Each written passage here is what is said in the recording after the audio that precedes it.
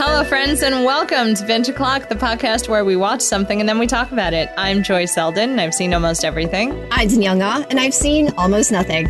And we're here today to talk about Kipo and the Age of the Wonderbeasts, Season 3, Episodes 1 and 2. Woohoo! The final season, no? Yes, the final season. It came too soon. I wasn't prepared. How many times have I said that during the course of this podcast season? I mean, especially with this show, though, I think it just, the pace is really good. Mm-hmm. Like, it's fast, but it's really good, and they pack so much in, and then by the time it's over, it's like, wait, I'm not done. Wait a minute. But I still want to enjoy you. But, you know, I would like to scream about this more, please. Having not yet completed season 3, I get a sense that at the end of season 3, here's my hope for the end of season 3. My hope for the end of season 3 is that they're going to tie up the loose ends on this really compelling story that they're telling us. And I'm going to want more because I love this show. But rationally, I'm going to know that this is when the show should end. Kind of like after 2 seasons of Centaur World, when I really wanted more Centaur World in my life, but also they told a really nice, compact story, and the story's done. Yeah. And maybe you just have to be okay with that. Yeah, it has, I'm not going to give anything away. Don't give anything away. But the ending does feel, I would say, probably on par with as final as Centaur World feels. Okay, yeah. Like, that's you what have I a want. sense of ending. Yes. Closure. Yes. Possible season 4 teaser that no one has made promises about. Like, that's what I don't want. There are so many, quick side note about Centaur World. There was so much nonsense about Centaur World when season 2 dropped that they were trying to figure out how many episodes there would be. And they were like, there has to be a season 3 because the last episode is so long. And, like, nobody realized that they would just have a really, really long last episode. They were like, well, there's only 8 episodes. Right. And the first one was 10. And, blah, blah, blah. And there's all these theories. And I'm like, you need to take your theory off the internet now because it's done. It's done. It's gone. It was beautiful. Yep. We had it in our lives. You can always watch it again. But you were wrong. Delete. Highlight, delete. Just do it. Yep. But anyway, we're not talking about Centaur World. We're talking about Kipo. Yet. We will eventually talk Centaur World because we obviously can't not. But I do think, for those of you who haven't seen Centaur World, I think Kipo shares a lot of the same kind of themes of found family and things like that. So if you're enjoying Kipo, you'll probably enjoy Centaur World. It's way goofier. Yeah, I was going to say it's a lot sillier, and there's a lot more music, which I enjoy. I do too. But yeah, so the very first episode opens with, sort of it's been months. Which I think is good, right? Yes.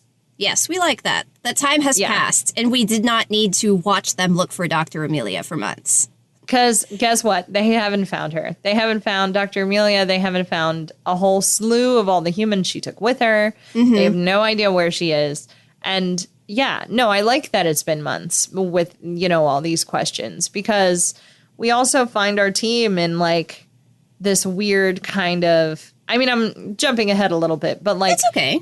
They're obviously, they've been on the lookout for months for things to happen. We have enough time to have, Troy and Bensen are actually, an item. Yes. As opposed to that awkward early dating stage. Very true. Very true. And, we have Wolf being much more strategist than, sort of knee-jerk fighter.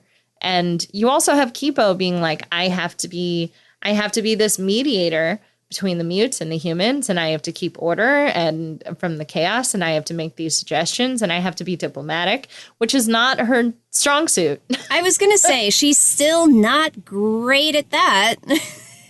Certainly something she's working on.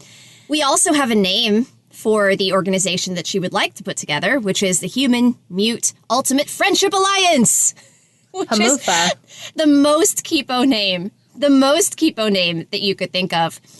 Now, in these months, not only have they not found Dr. Amelia, they also haven't actually been able to win anyone over to their side, which Nope. I think is pretty realistic, except for actually. the Timbercats. Well, but they were already on their side, so they It's haven't, true. like, won over anyone new, right? True. I guess you could say the Theaters, theoretically, but the Theaters were basically with them after the brunch episode. Well, they're such a ragtag group. Anyway, Yeah, true. It's a little bit like, who else is the Theaters really gonna align themselves with? They're just it's just random. They're just random. A troupe of traveling bards, but now they're helping spread the message. With Chamak getting his solo. Has officially a rock ballad solo. Yeah. He's saying stuff that made the wolves feel things, Danielle. Feel things. So that's what everyone's doing, right? And season 3 sets that up. Wolf, Benson, and Dave, and Mondu are kind of searching the grounds, the granular level. They're going into cities. They're checking buildings. Kipo and Song, using their size, are searching afar to see if they can find signs of Dr. Amelia. And the Theaters and Jamak are traveling around attempting to win people over. Attempting being the operative word in that statement. And not succeeding. Can we very quickly discuss their season 3, makeovers? Oh, sure, yeah. Now that we're in a new season, a couple items had to be replaced. Like Benson's new bag, which is he has a sling now. It's a fanny pack, essentially, but it's totally a sling bag, yeah. I love that he got himself a little sling. Okay, so Benson has a sling, and since Stocky died... I say died as if Stocky was alive, but that's how Wolf feels about Stocky. But that's how Wolf feels. Wolf is literally like, you killed Stocky. Right. Her new weapon is so cool. As much as I loved Stocky, her new weapon is very cool. I love her new weapon, too. She definitely has some unresolved issues about Stocky, but I appreciate that she got an upgrade. Yes, exactly. Like, Stocky will live on forever in her heart, but Stocky was a weapon that she made when she was likely 5, and wasn't a great weapon. Now she's got a much cooler one. She does. It's like close range and long range. It's for I actually don't know officially what that weapon would be called. I attempted to look it up online, and it would. Did you already? So this is a futile effort. I did look it up online, and there are different versions of it depending on, specifically what the blade is shaped like, right? So it could be a traditional Chinese weapon or a traditional Japanese weapon, both of which would have very specific names. But I think that technically this is neither of those. It's just inspired by those weapons, right? Yeah. Because it's not exactly the right shape, and it doesn't have the heavy bit on the ends on the other ends, opposite from the knife that you can actually use. So it's just, loosely inspired. Yeah, and I'm sure it's also something that she probably made herself. No, exactly. Right? Mm-hmm. So yeah, it's 100% that. It's just so funny because there's so much of it's stocky. Her weapon is stocky. She never had another weapon. The internet is insistent this other weapon doesn't exist. Oh, but it's such a cool weapon. It is a cool weapon, I know. No, I know. Well, it's a lot, again, it's the weapon in and of itself is that strategic, and I think kind of the embodiment of that sort of strategic thing, whereas stocky was aggro all the time, all day, every day. Yeah, it's big. You can see it coming. Yeah. You can see it coming. It literally has the aggressive end, and you point it at the people you don't want to be there anymore, and that's it. That's stocky.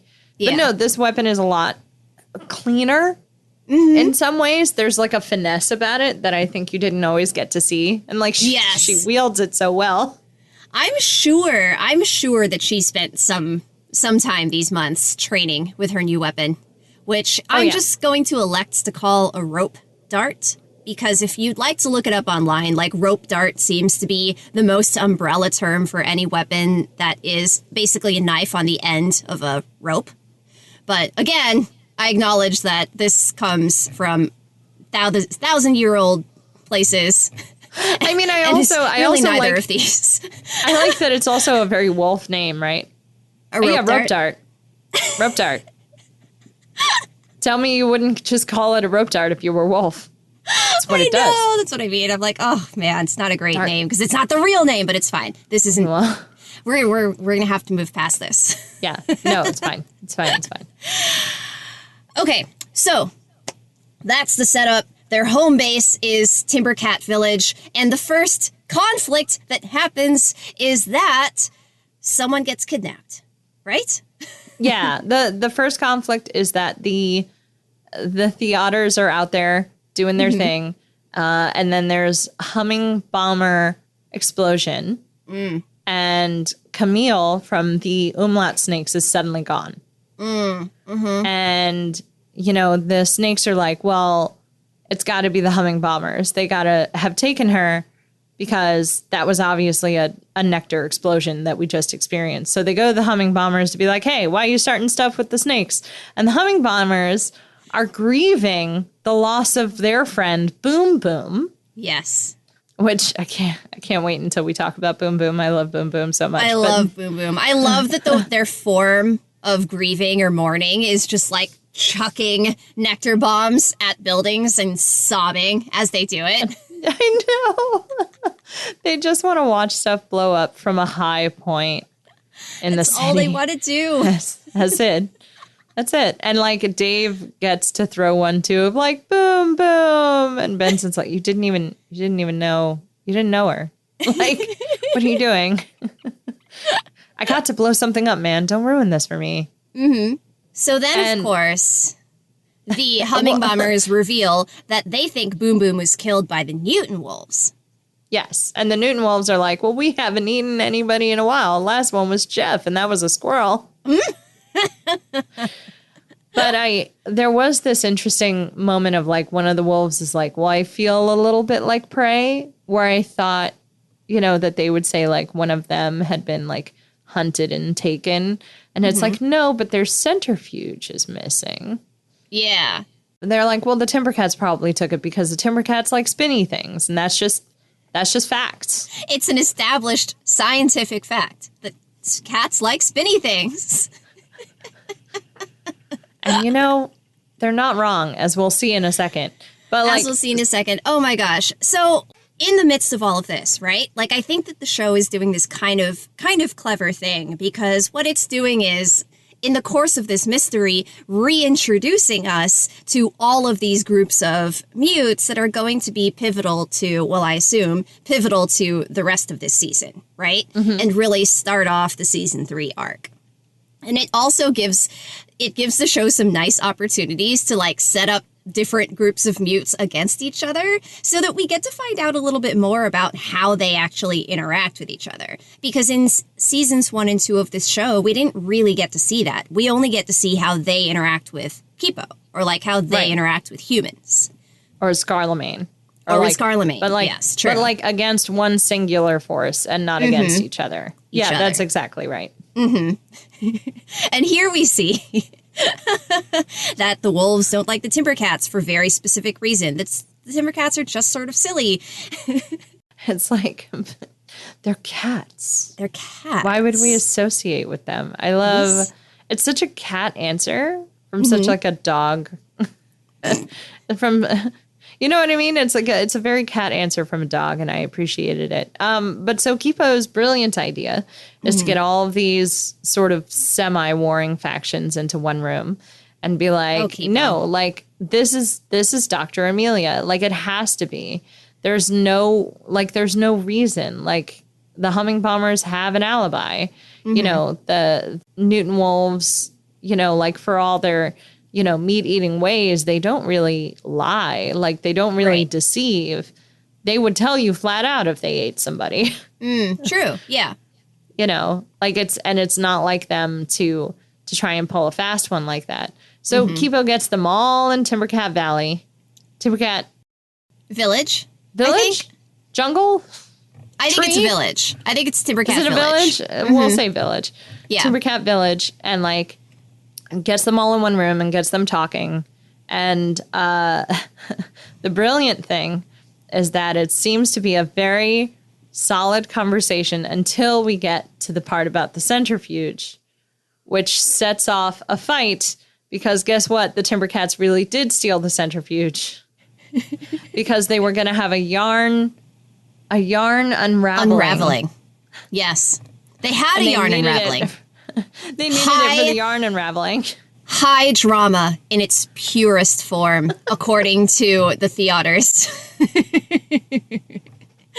As someone who works with yarn, I can attest to the fact that yarn unraveling and re-raveling is really great. I see no issue with this plan. Seems like a great Friday night. So now, this is why I was saying earlier that I think that Kipo is attempting to take on more of a leadership role and attempting to be a little bit more of a diplomat. But she's not quite there yet. She's so close. Is she, though? Because, like, what in her experience has taught her that getting 3 factions of mutes into one room is going to magically make them get along? I know. Like, I think that is kind of irritating. Not irritating, but it's like magical thinking, right? Like, if I just want it hard enough and I put them in a room together, it'll happen. And I'm like, no, you have to work to build relationships. You know? It's the naivete of not fully understanding what your role in this is. Like, being mediator isn't just, okay, great, we're all in the same room, now let's talk about it. Because she doesn't even do that. What the first thing she does is like, welcome to Humufa, let me show you the secret handshake. Right. And it's like, we're not at secret handshake, right? We're not at secret handshake. That's not where we are. And, she has to kind of realize, where the commonalities are. Although we do get this really great, sort of vignette of her passing by Scarlemagne's cage to bring him his dinner. And Scarlemagne being just like, let me offer you a piece of advice. Make them afraid of you and they will fall in line. And she's just like, no. No. And listen, he's not wrong, right? He is correct. I mean, like, fear can be a unifying. He can get warring factions together because his whole point there is that these factions need to have something in common, right? In order to get along. And the one thing he can control is like him, right? So if I can make them fear me, that'll be the thing they have in common. And instead of a common enemy, you will just commonly not want to piss me off. And I mean, look, fear can be a unifier, like we see that all throughout human history. People use fear in a lot of ways to control populations and to get people to work together and things like that. Scarlemagne has a quote unquote point. However, that's not how Kipo rolls. No, absolutely not. But she does need a plan, right? And I love how snarky Scarlemagne is in this whole scene. And I love how he kind of pokes apart what she's done so far in a way where, again, he's not wrong, right? Like, oh no, the secret handshake didn't fix 200 years of malcontent. Shocking. Yeah, exactly. He's right. Like, why did she think that would work? Why did she think that a secret handshake would just fix 200 years of conflict, right? Because the real way to fix 200, I don't know, like, I assume one way to fix 200 years of conflict would be to, like, actually sit down and understand the groups of people that you are in a room with and then figure out, like, where is this coming from and how can we resolve that? But she doesn't do that. She doesn't put in that work. No. Or hasn't yet. Kipo doesn't put in work, generally speaking. Fair. I think. She's not she's a homework on the last 5 minutes on the bus kind of kid, I think, which I can relate. I was also that kid. I get it. But what Kipo does do is she is very observant and she watches their kids. And of course, their kids don't know any animosity. They're just kids and kids play with each other. And it's, it's that, like, again, you see that, in day-to-day living also. Like, there's a bunch of stories of, like, even in segregated America where, like, white kids and black kids playing together. And then at some point, it's like, you really shouldn't play with them, and at some point the parents were like, this is why. And of course, for some on the white side, usually some BS reason, but there we are.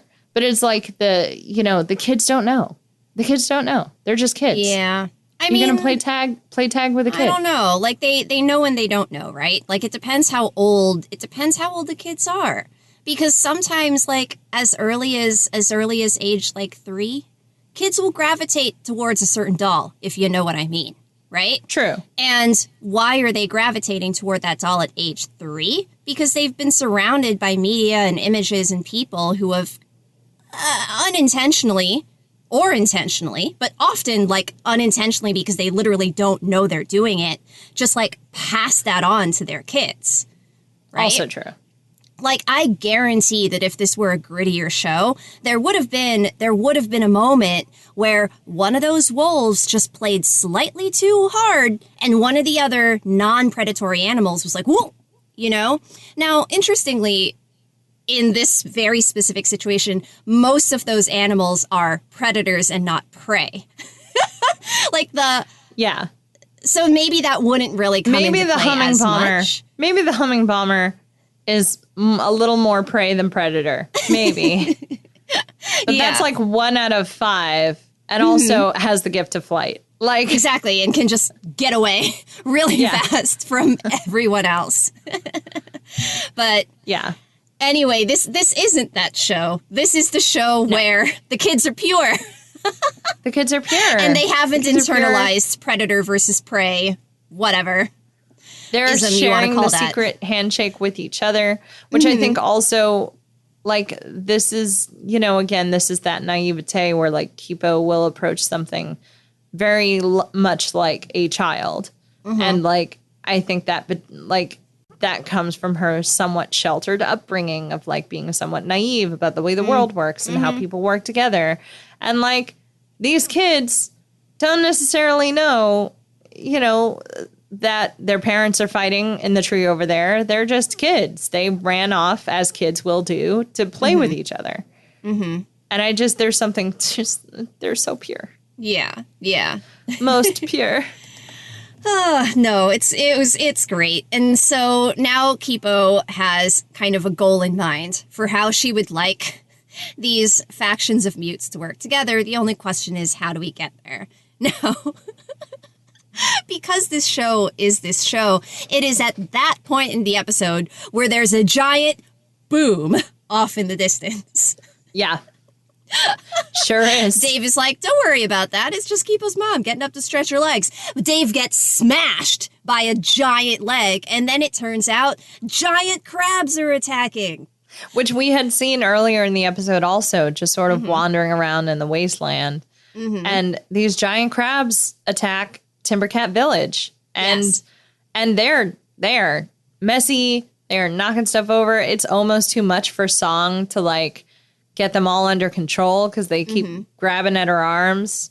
Yeah, no, it's just there's too many of them because, it's like a whole pack of crabs. I don't know what a group of crabs is called. Should have looked that up. But it's a whole pack of crabs, and there are only 2 mega mutes here. It's just Kipo and Song, Wait a minute. It's called a consortium. A consortium! I love it. A consortium of crabs. Okay. So this is a consortium of crabs. I love that. Oh my God, that just made my night. Oh, I love animal group names. Consortium of crabs. But yeah, so they swarm Timbercat Village, and the Timbercats and the umlaut snakes have to work together to make this work. And it's some of it's reluctant in the beginning, but like the plan works, and the crabs start running away, and they're trying to figure out why all of a sudden there are all these crabs everywhere. And it's like, oh, wait, what drives away crabs? A sonic emitter. Did I not mention why we can't the find sonic her. Emitter at the end of season 2? Did I not mention the sonic emitter at the end of season 2? I'm not actually upset about this. I like that the show kind of like dangled that in front of me, and that was the setup. That was the setup. The kids should have grabbed it, and they didn't grab it, and actions have consequences, and here they are. Dr. Amelia has the sonic emitter. I did think about you when that happened, and I was like, oh, I bet Danielle was like, aha! Aha! I told you to grab it.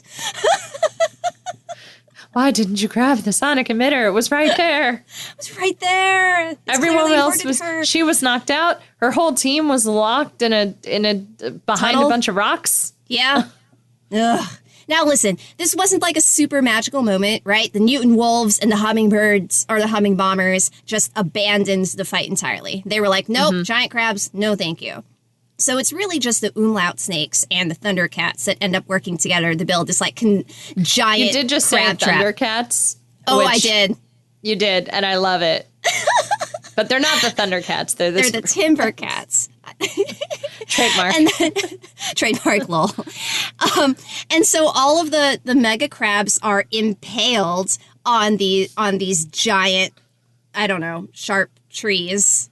Yeah, and we finally get to see the Timbercats' axes in action, which they are fast. They're fast. They're very good with them. And so then there's a mega crab feast, which really just made me want to cook up some crabs myself. I know. It looks really good. I mean, even, those blue crabs. Just delicious. Yeah. Oh, and Wolf with her, like, giant plate of crab that she's eating. Like, all I could think about was the brunch episode and the fact that she's come so far and now she can eat for fun, everyone. I know. Now Wolf can eat for fun. And she is. And it's a giant plate of crab and it's beautiful. I know. She was so happy with that giant plate of crab.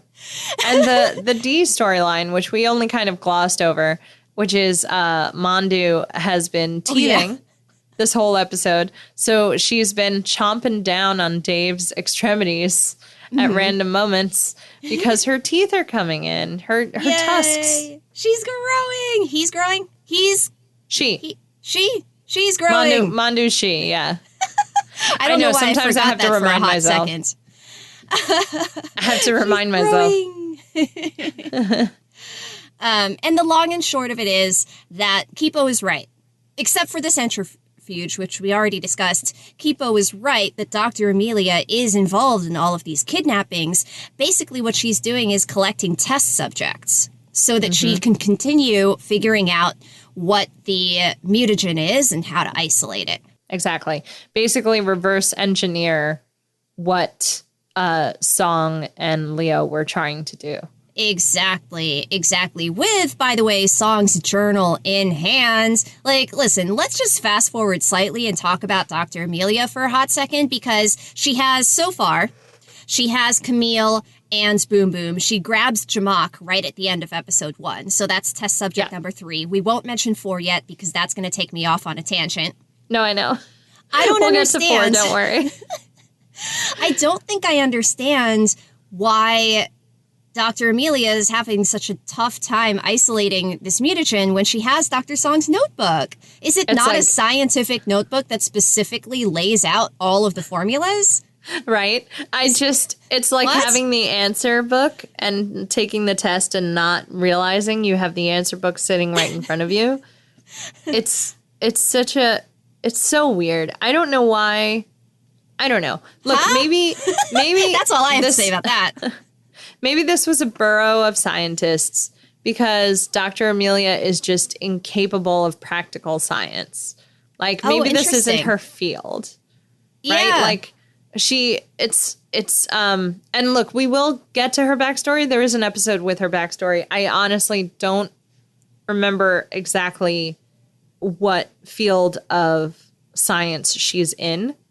But, like, maybe she wasn't in a field of science and she just happened to run the burrow. But this was, like, the task that she gave her scientists.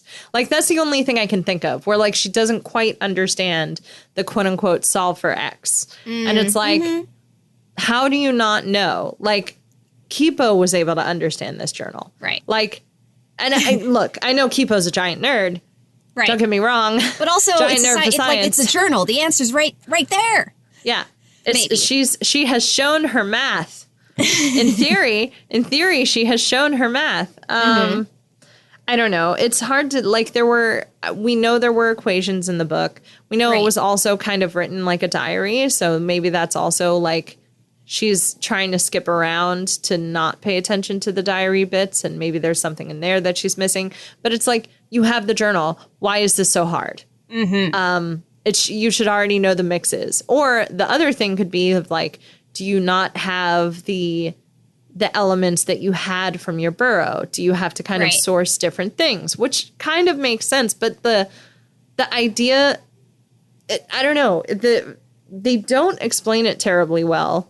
And they basically just end up calling it like, it almost seems like she has the equations and she doesn't understand them, which is the only way I'm like, yeah, she's like, there's a variable that stands for something and she doesn't know what the variable is, which at the end of episode 2, she thinks she gets, but I'm sure the show will unpack that.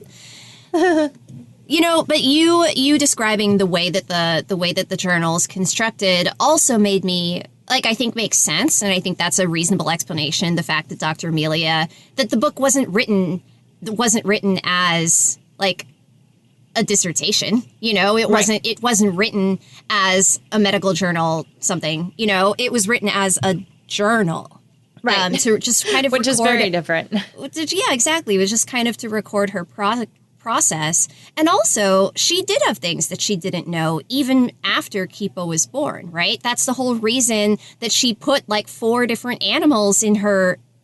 She mixed in like 4 different animals in her body. Yeah. My hesitation there was like in her, I don't know where she put it. But anyway, she had 4 different animals in there because she wasn't 100% sure which would stick. So yeah, okay. Yeah. There was still some unknowns. It's just such a, it's special. It's special. And the only other thing I can think of is she did this for plot. Yeah. And that's it. That's it. That's the whole thought. She did this for plot, and that's it. She's got to figure it out. Okay, episode 2. Episode 2. Should we talk about kidnapping victim number 4? Yes. Hyun-soo. Am I saying that right? He's like, I only hear him sing it, so I'm like, yeah, it's hard. I think it's Hyun. This is like Hyundai all over again. Like, am I even saying that right? I don't even know. I'm just going to say Hyun-soo, and everyone forgive me. I'm not, in fact, I'm not Korean, and no one in this show actually says the name, so it's hard. This is the other problem? Yeah, the other problem is, okay, that first of all, K-pop exists in this universe. Yes, in this universe. K-pop exists in a group of K-pop narwhals, and their band name, Joy, you should say it because you're the one who actually remembered it. Narhearts. The Narhearts, who are with on a Z, their... I'm pretty sure. And wait, I wrote it down. It's gotta be. Hold on. I wrote it down. Narhartz. It's beautiful. And they're on their world tour. They're putting on a concert. Speaking of things that can get warring factions together, this is the thing that can get warring factions together. Because if you look at their crowd, everyone is in their crowd. There are mod frogs, there are humming bombers, there are raccoons. There's just everyone's in there. There's a little lemming, the lemming things. So true, the little lemming things that are typically aligned with Scarlemagne. And they're all just there to listen to the Narhearts sing their hearts out. And it is beautiful. I think one of the lines in their song... Did we mention that they're like narwhal dolphins? Did we say it? I said narwhals. You did. Okay. No, yeah. One of the lines in their song is you plus me equals love in the sea. Yes. The lyrics. Lyrics kill me every time. It's so 90s. It's so beautiful. Okay. Now, unfortunately, as the concert is ending and the narwhals are, returning to the ocean, their lead singer, Hyun-soo, gets kidnapped. But Hyun-soo's Korean and only speaks Korean, and so for the remainder of the episode, doesn't really get to interact with anyone, which is why no one says his name and he doesn't ever say his name. And I'm a little bit sad about that. I hope that we return to these animals again. I know. You can trust Kipo that if they were going to bring in something like this, it wasn't going to just be the one time. You will see Narhearts again. I mean, how could they not, right? How could they not? I think there's an element of, obviously, like, there's the K-pop element, of course. They're singing K-pop. But, like, there's also that interesting, like you said, 90s boy band element that I'm like, that's not any K-pop any modern K-pop I am currently familiar with. That's not my understanding, but I'm actually not a super huge K-pop fan, so I don't want to speak on it too much. That's true. I'm somewhere in the middle. Like I will listen, I'll put it this way. I will listen to a K-pop station. But I am not, a diehard fan of any one particular K-pop band. Right. Yeah. So but that one line, U plus me equals a C, reminded me of a song that would play in the 90s. I don't even know what song it is. Oh my God. But there's a lyric in a song in the 90s that sounds kind of like that. I know someone listening to me speak right now is like screaming at their phone or something. Like, how can you not know what song this is referring? Like, just... No, I feel like I know the song you're referring to too, and I can't brain. I'm sorry, everyone. I can't brain it. It's okay. It doesn't matter. It's not important. The fans out there know what it is, and that's fine. That's a little tidbit for them. But yeah, the Nar hearts are so great, and like he gets captured, and he's still like just wants to sing. Yes, and I mean, he's just like floating in his tank. And every now and then, Dr. Amelia forces him to take a serum, but beyond that, he has nothing to do. So, yeah, I think it makes sense that he would randomly burst into song sometimes. And I guess Greta doesn't bother him because he doesn't necessarily speak English. Yeah, he can't even understand what she's saying. English. I feel like he understands English, but he doesn't speak it, which I know is a thing. So, yes. like, I think it's interesting that sometimes he knows exactly what's happening. Like when Hogue is trying to shove him into the boat. And he is like, I could just go in the water. Just put me in the water. Just put me in the water. But of course, no one can understand what he's saying in that moment. So they still just put him in the boat. I'm like, that's so frustrating to me. But he definitely understands Jamak too. Like when Jamak is in the one tank over and is like, it's okay, man. Like everything's going to be all right. And Hyunsu's like, basically says, I just have a sad face. I just have a sad face. It's just how I look. I just have a sad face. Like, I'm fine. I love the, like, he just looks like he's pouting. Like that boy band member. He just has a pout, and that's fine. Oh, man. But so the plot line of this episode is interesting because, they have to figure out a way to find the ship while also... understanding that there is the sonic emitter on board. So any mutes who come near it are going to be super uncomfortable, which is why Dave gets left behind. Well, that's why the Timbercats bravely volunteer and then unvolunteer. This is a very Timbercat heavy 2 episodes. Very. We bravely unvolunteer. Okay, so the team that ends up going are just the humans. So Troy, Bensen, and Kipo. And I don't know, like the show comes up with a reason for why Troy is there. Troy is there because Bensen says to Troy, like, we're so good at saving each other, we need to be together, right? I do like that that's the reason. Yeah, we're so good at saving each other. We have to be there to make sure we're safe. But I don't know. Like, I saw Dahlia in that axe, and I feel like she could have been useful. I also why isn't Asher's Dahlia... haircut, which I thought was awesome, but no one talked about. Speaking of season 3 makeovers, Asher got a haircut, everyone, and Dahlia's figured out her axe. Like, come on, bring her. Why isn't Dahlia on the strong B team? That's what I'm saying. It's fine. I know. It's fine. It's not really fine, but it's mostly fine. It's fine. Now, maybe it's, no, this isn't even a great excuse. I was going to say maybe it's also because it's a stealth mission, right? And maybe Dahlia's not so good at stealth, but listen, no one else on this team is good at stealth. In fact, they're really, really, really bad at it. Yeah. No, we have this like, and I love this because it's like they're so mad. They're so angry and they don't know what to do with their anger and they can't talk about it because they don't have time and they can't unpack it. And all of them are angry, including Troy, which I thought was really adorable. Yeah. They're so angry about what Dr. Amelia is doing and there's nothing they can do about it. They just have to go save their friends. But again, they're so angry. So they keep scaring off their dragonfly rides until finally they're like, what if we just had a code word of like, chill out? Okay, the code word, destroy the doctor. Destroy the doctor is very good, Wolf. Thanks for thinking with your head. We need to workshop it. We're thinking. We're no bad ideas. We're rolling with it. I really did enjoy Milkshake, though, because I'm like, again, much like the snack vending machines, you still have milkshakes. Yeah. You still have milkshakes. We still have milkshakes. Do you still have, like, blenders? Do you still have, like, so you still have, like, frozen... They still have centrifuges. Chests? I mean, that's fair. What is that if not a scientific blender? Sorry, that's not good.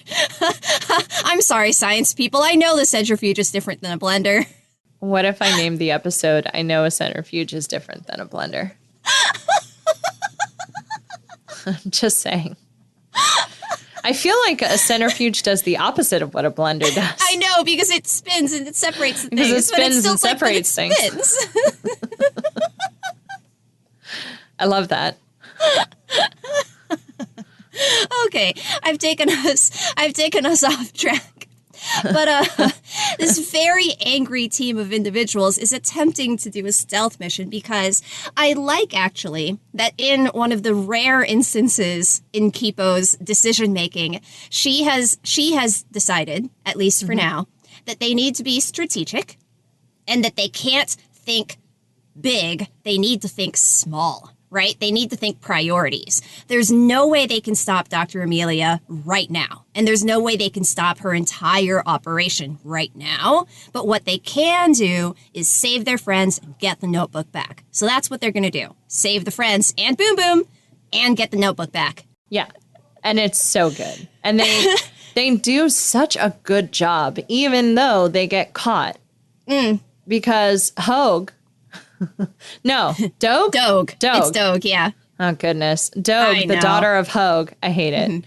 I do love, though, like, my first thought was, like, I feel like that was a name placeholder, and no one changed it. Or maybe maybe her parents are some of those couples who, like, the way they come up with the kid's name is by combining their names. Maybe. Oh, maybe. In which case, that's sweet. That's sweeter. Definitely sweeter than what I thought of, just like, oh boy, what is this naming convention? What are we doing here? But yeah, no, this young girl who just wants to dance to Hyunsu's song, even though she doesn't know it's Hyunsu, it's just a wall siren. Because bless her. And she's so like, I know I keep using the word naive, but like she's not even naive. She just has this like whimsy about her. Yeah. Of like, everything's totally fine. I'm on a super awesome boat and Dr. Amelia is not that bad. She gave us a water slide. I mean, to be fair, most of the borough agrees with her, right? And she's just a kid. She's just the kid who likes dancing and K-pop, right? All of the adults around her are, including her dad, who's a council member, are telling her, like, this is fine. This is safe. We're on a boat surrounded by calypso music. There's a water slide. And importantly, since they are on a boat, they don't have to worry and have the sonic emitter. They don't have to worry about mutes anymore.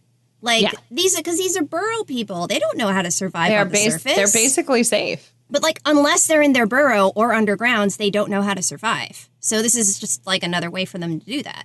Exactly. And I think I mentioned this before, but it's like, I don't know that I would necessarily be the person that doesn't go along with them either. Like, if my introduction to mutes, like if I'd spent my entire life in a burrow hiding from mutes, and my first introduction was a giant monkey smashing its way through our ceiling and destroying not one but two different burrows. Yeah.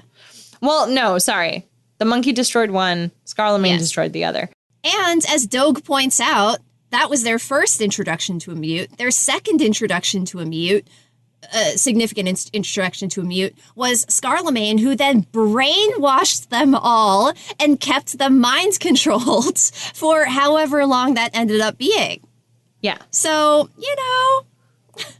it's not wrong. great.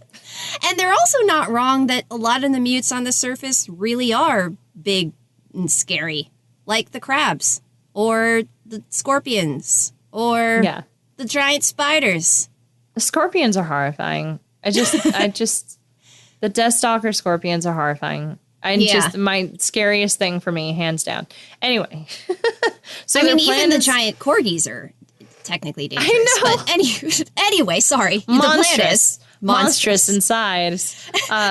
There's the plan to go in, get their friends, and Boom Boom. And Boom Boom. It's real Aunt Peggy energy. It's great. Get it. I know. So much Aunt Peggy energy. That's exactly what it was. I was trying to put my finger on like what the N Boom Boom was. It's Aunt Peggy. So they get down there. They see all their friends. And even like, Dogue is just like, oh my gosh, And there really is a lab. There really is a lab. There really are mutes here that are in cages. Mm-hmm. And she's the only one who quote unquote recognizes her wall siren.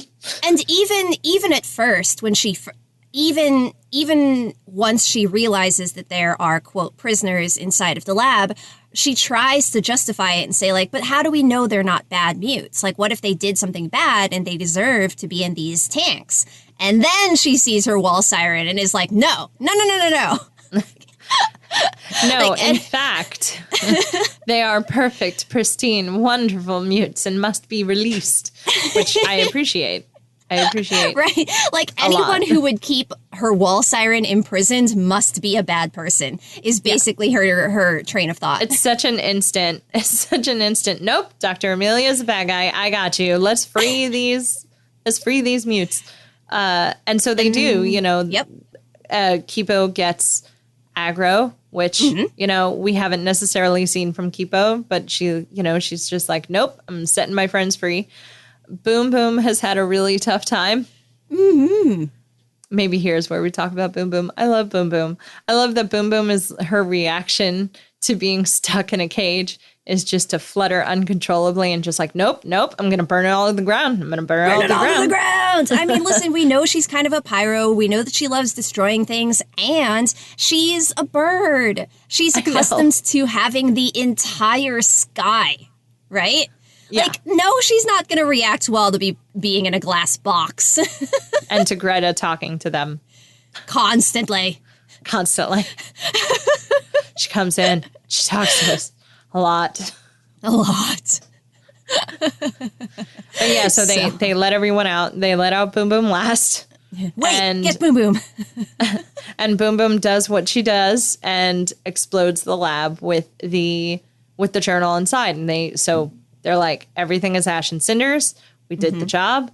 Mm-hmm. Let's get out of here. Let's get these mutes back to their clans. Let's back to their tribes. Factions. We'll do factions. Yeah. I mean, to their people. I mean, like, I know Kipo even is just like, you can't keep people in cages. And like, is instantly like, they're not mutes. They're people. Like, they're people. And I love that. But like, let's get these mutes back to their people. Mm-hmm. And then, Wolf is the one that's like, okay, let's go. We did we did it. We're done. Yeah. Let's get out of here. And Kipo cannot leave. She has to confront Dr. Amelia. She has to try something to get more people on her side.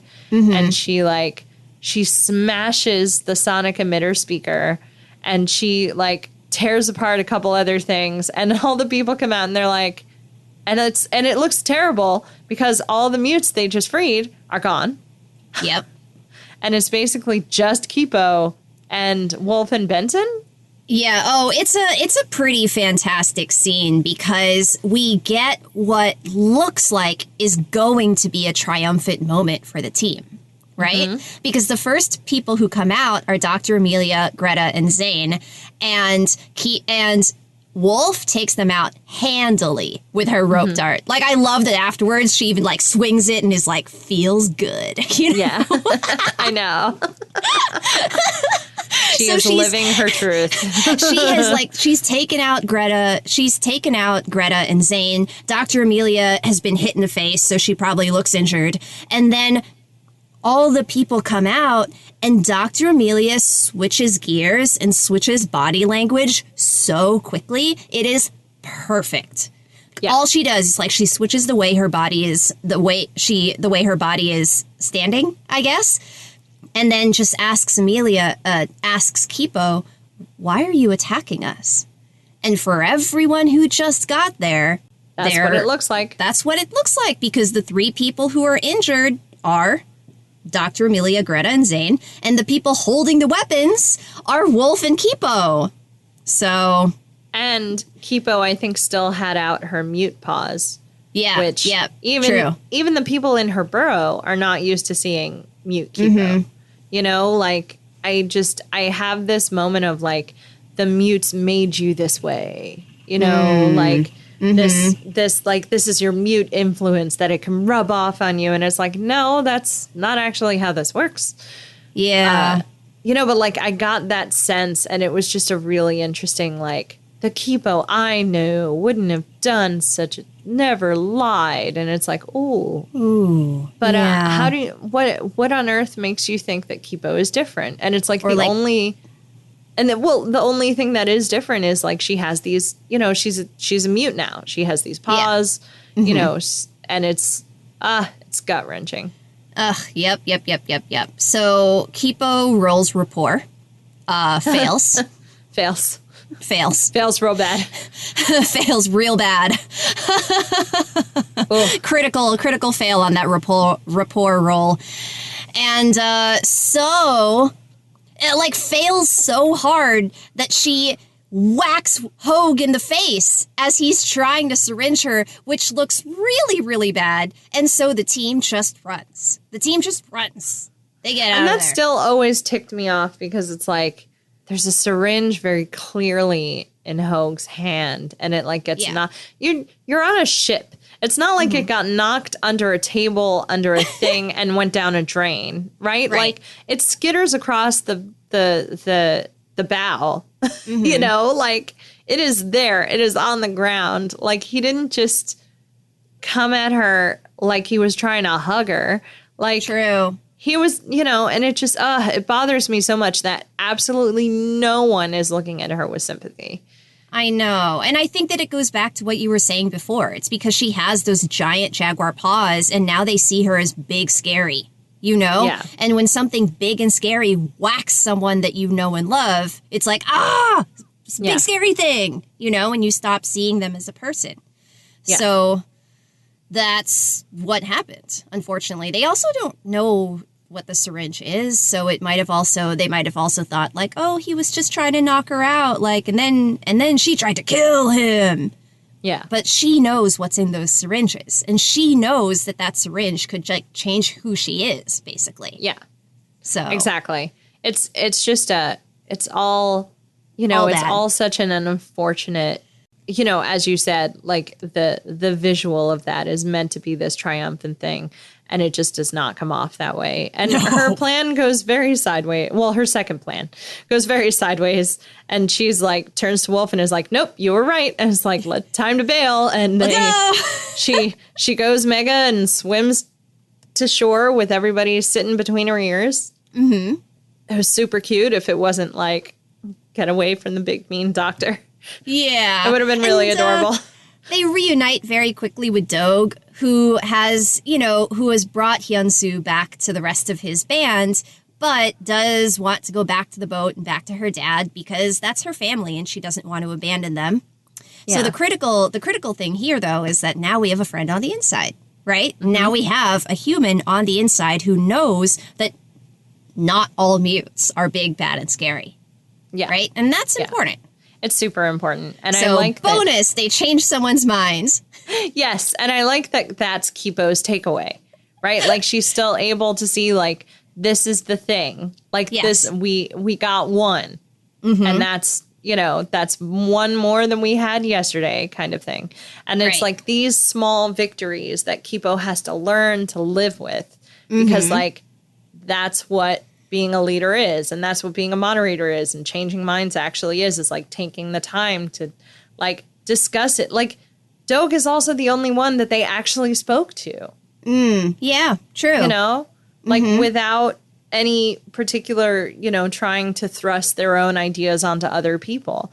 Like they tried to present the facts as they were. Doug actually had some really good points of like, are you sure that's what happened? Because this is how it looks to me, and like they had a conversation about it. Anyway. Yeah. No, you're right. That is a good point. The fact that she says like, well, how did you know that Dr. Amelia was the one who controlled Song for years? Who gave you that information? And Kipo looks sheepish, and she's like, oh, Scarlemagne, Yeah.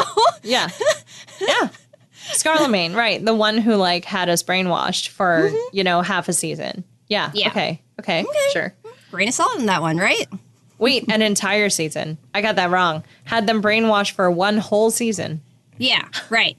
A long time. See, I just don't know how much time. I haven't quite figured out how much time that is in the characters' minds. But yeah, no, a fair. long time.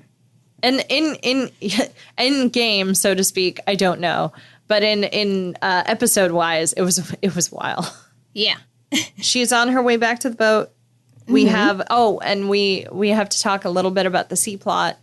Or maybe that'll just be I don't the know one what you more mean thing. by a little bit. We have to talk a lot about the C plot. Like, the C plot could just be, like, our one more thing. Like, I know. Because... Maybe that's just it. I love the C plot in this episode. It is so good. Yeah, so essentially because Dave can't go, he starts looking for something to do. And I love that, like, obviously it's his human and, like, he doesn't, he also you get the impression that it's like, he also doesn't want to be a third wheel, but, like, he also wants to be included. But yes, he definitely can't go on this mission because he will not be able to stay quiet if the emitter goes off. So what does he do? But he goes looking for someone else to hang out with. Mondu's run off. And so he ends up spending some time with Leo. Yes! Originally, he wanted to have a boys' night with Roberto and Leo. But Roberto was like, I need to go to sleep. So good night. It's just like Leo is way too nice to say no. So he just kind of gets trapped in this, quote, boys' night. So now it's a night for like Leo and Dave-o. Dave-o. Oh. And at first it's a trap. But then Leo is like, thank you so much for doing this because you knew I would be up anyway, nervous about Kipo. And Dave is like, yep, that's 100% why I did this, which not at all. Dave was not paying that close attention. But, like, I love that it almost doesn't matter. It doesn't matter. It doesn't matter the reasons why, Dave sought Leo out. It doesn't matter the reason why, like, Leo even though he tried to get out of it once or twice. He did. Yep. Like, he still stuck to it. And again, probably because, like you said, he was too nice. My favorite thing is them being high on sugar. Oh, yeah. I like, that's a real, I, much like Leo, have not felt that way in a very long time. Like, I'm so tired, I'm awake. I'm going to kick that leaf. And then he, like, circle kicks a leaf off a tree. And all right, like, I've done that. What's next? And he's like punching the air. Like, this is way more energy than we've seen from Leo in a long time. Now, my favorite part about that scene is the fact that then Yumyan comes out of the bushes. You know what we could do? That they prank Molly by hiding her axes. And then, like, I love the resolution of that where he's just like, sometimes... immortality is a curse, but not tonight. Man, she killed you like 5 times. Tonight it really came in handy. I mean, again, Dave's immortality is one of my favorite things in this show. It's one of my favorite things in this show. You're literally the only person who can do phase 2, Dave. You're the only one. And then he rips off his arm. Because, again, he knows it will grow back. Dave. He rips off his arm after Leo, gives that cute little speech about like, oh, I know you were just doing this to distract me. And he's like, hey, man, you think you could hit that, you can hit the litter box down there with one of my arms? Leo's like, oh, definitely. It's like, definitely. All right, you only have 4 chances. You only have 4 chances. You only have 4 chances is like my favorite thing. He rips off his arms. Oh, it's so like, when was good. the last time Leo was able to let loose, right? Right. Like, years. It's been years, you know, and he's been wound so tightly and like running for so long. And I just really love the random. It's like, I feel like I already mentioned this of like the I have to go on a vision quest with, you know, yeah, it's my turn to go on a vision quest with Dave. You know, like it feels like that. It feels like Dave is the one that like all of a sudden this is a pairing you didn't expect. Dave and literally any other character that isn't Benson. And it's like all of a sudden it's gold and magic. And it's perfect gold. and wonderful. And you know, we sort of touched on it a little bit before, but to fully wrap up this episode, the very last thing is Dr. Amelia gets a hold of some of Kipo's fur and decides to sort of switch tactics and maybe base her cure off of what Kipo already has instead of trying to reinvent the wheel. Yeah, she just like looks at the journal and she literally says, Kipo is X. The X is Kipo. And I was like, huh? And then, you know, the episode kind of just ended. So it's true. It's a little open-ended. It definitely gives you the idea of like, well, now she has some of Kipo's genetics. And so maybe with that, she can reverse engineer whatever it was she was looking for before. You know, and maybe that's more where her science lies anyway, of like, you know, the breaking down of DNA versus or geneticists, let us know what could possibly be going on there. The show doesn't explain it. We didn't do any research. Holler at your girls and let us know. Let us know. Okay, that was it, right? Because the C plot was going to be our 1 more, 2 more, 1 more, 5 more, 1 more things. I mean, I'm totally happy with having that C plot be my 1 more thing. Dave and Leo forever. I hope they carve that on one of the trees. Yeah. And I hope that these boys' nights just become, you know, kind of a weekly deal because I agree with you. I think Leo needs this in his life. Forever. Always. Okay, so with that, everyone, we would love to hear from you. Please check us out at Binge O'Clock Pod on Twitter and Facebook, where you can name a band you would have considered betraying your father for. You can also email us at bingeoclockpod@gmail.com, and don't forget, we have a Patreon. Find us at patreon.com/BachPod. That's right, and tell your friends, tell your family, tell your loved ones, tell the live lobsters in your life about Binge O'Clock, and we will see you next time.